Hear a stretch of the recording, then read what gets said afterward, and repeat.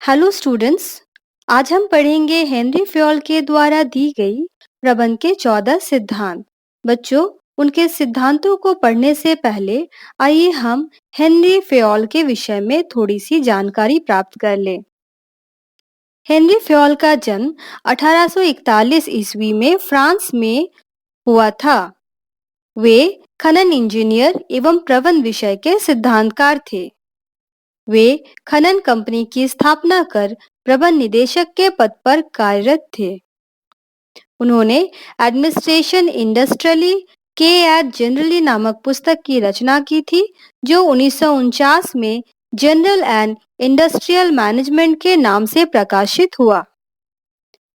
बच्चों, इनके सिद्धांतों का अनुसरण करके कोई भी प्रबंधक अपने कुशलता में वृद्धि कर सकता है और अपने संगठन का सफल संचालन कर सकता है, यानी संगठन को अच्छे तरीके से चला सकता है।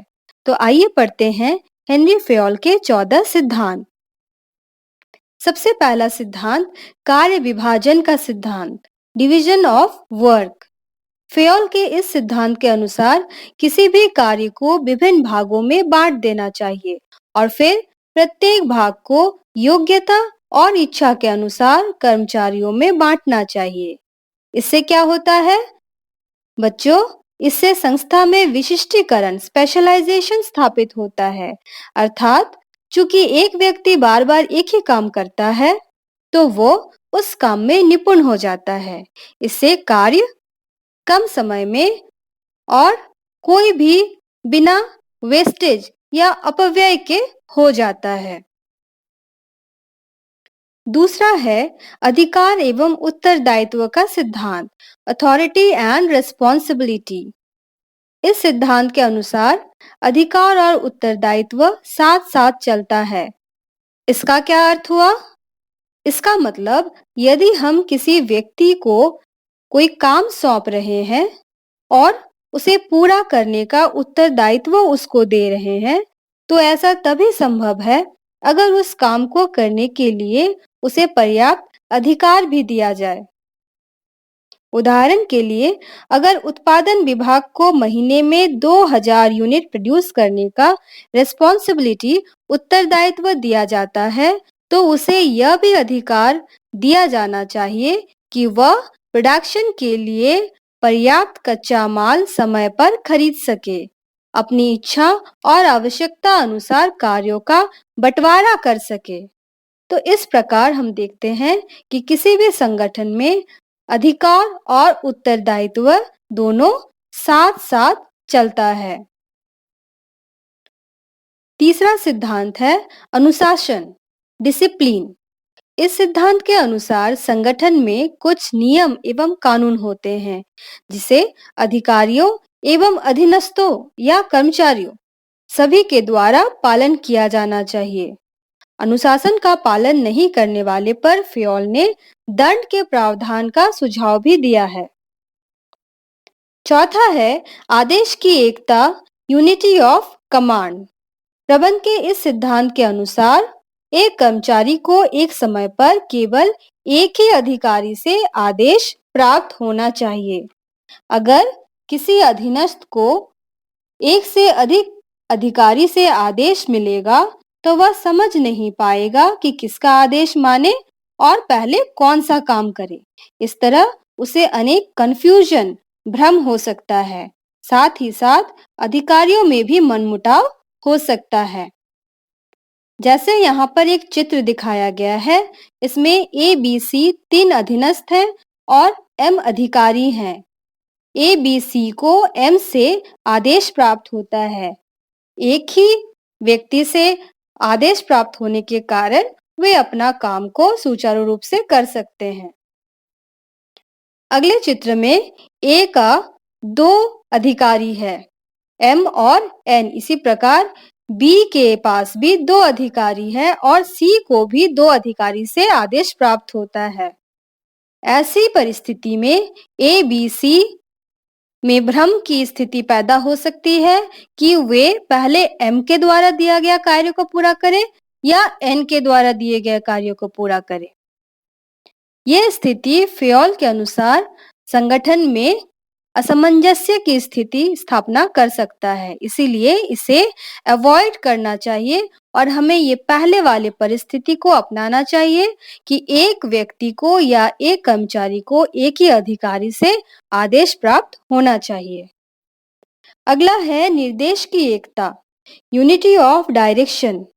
प्रबंध के इस सिद्धांत के अनुसार एक उद्देश्य के लिए किए जा रहे विभिन्न कार्यों के लिए एक अध्यक्ष हेड और एक ही योजना प्लान होनी चाहिए। जैसे संगठन में अगर उत्पादन और बिक्री दो अलग विभाग है तो उन दोनों के उद्देश्य भी अलग होंगे, समस्याएं भी अलग होंगी।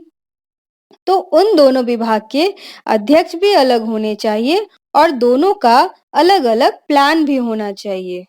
परंतु हाँ, दोनों विभागों का मूल उद्देश्य संगठन के मूल उद्देश्य को प्राप्त करना यही होना चाहिए। अगला है व्यक्तिगत हित सामान्य हित के अधीन, subordination of individual interest to general interest. इस सिद्धांत के अनुसार एक कर्मचारी के हितों पर संगठन के हितों को प्राथमिकता दी जानी चाहिए। जैसे मान लीजिए कि किसी प्रबंधक को बाहर भ्रमण के लिए जाना है, पर अचानक उनके कंपनी को बड़ा ऑर्डर प्राप्त होता है और उनका संगठन में रहना आवश्यक हो जाता है। ऐसी परिस्थिति में इस सिद्धांत के अनुसार उन्हें अपने भ्रमण से ज्यादा संगठन के हित यानी ऑर्डर को पूरा करने में ध्यान देना चाहिए। अगला सिद्धांत है कर्मचारियों का पारिश्रमिक, रेम्यूनरेशन टू एम्प्लॉइज। फेयोल के इस सिद्धांत के अनुसार कर्मचारियों को उचित मतलब सही काम के अनुसार पारिश्रमिक दिया जाना चाहिए। अगला है केंद्रीकरण तथा विकेंद्रीकरण, सेंट्रलाइजेशन एंड डिसेंट्रलाइजेशन। इस सिद्धांत के अनुसार संगठन में निर्णय लेने के अधिकारों का पूर्ण केंद्रीकरण या विकेंद्रीकरण न करके दोनों को विवेकपूर्ण तरीके से अपनाना चाहिए।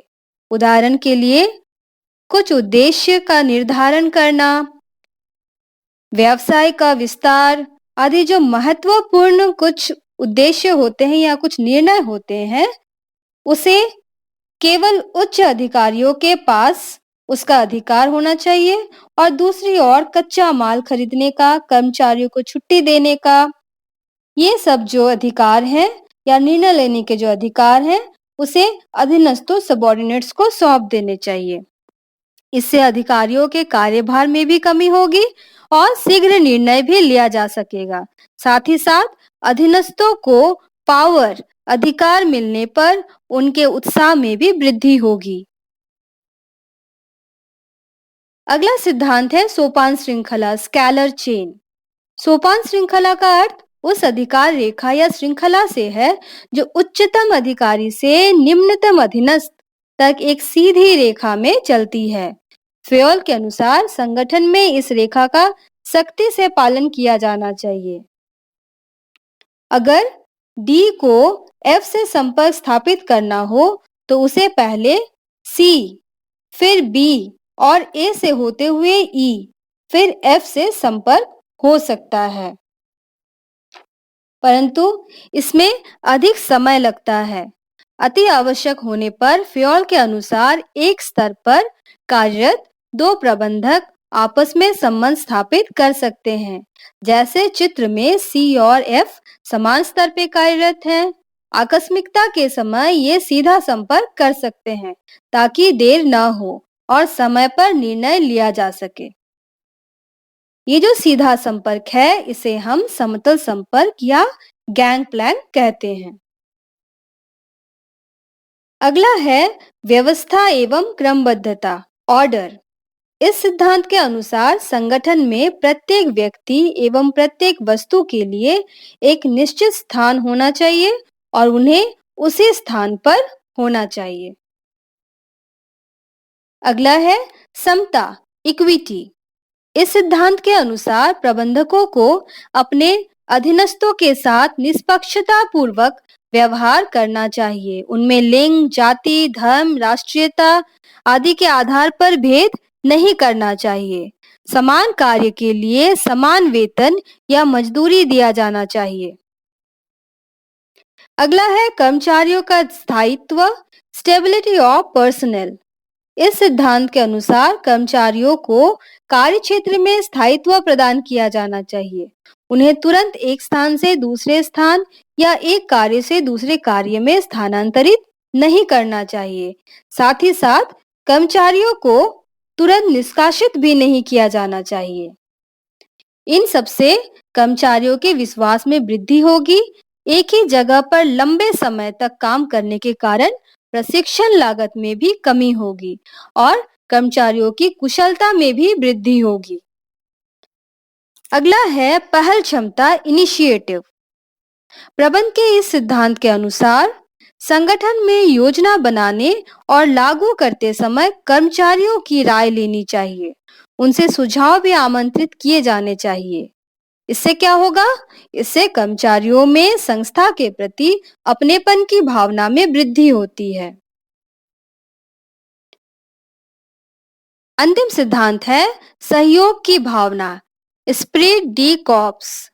इस सिद्धांत के अनुसार प्रबंधक को कर्मचारियों के साथ सहयोग की भावना दर्शाना चाहिए।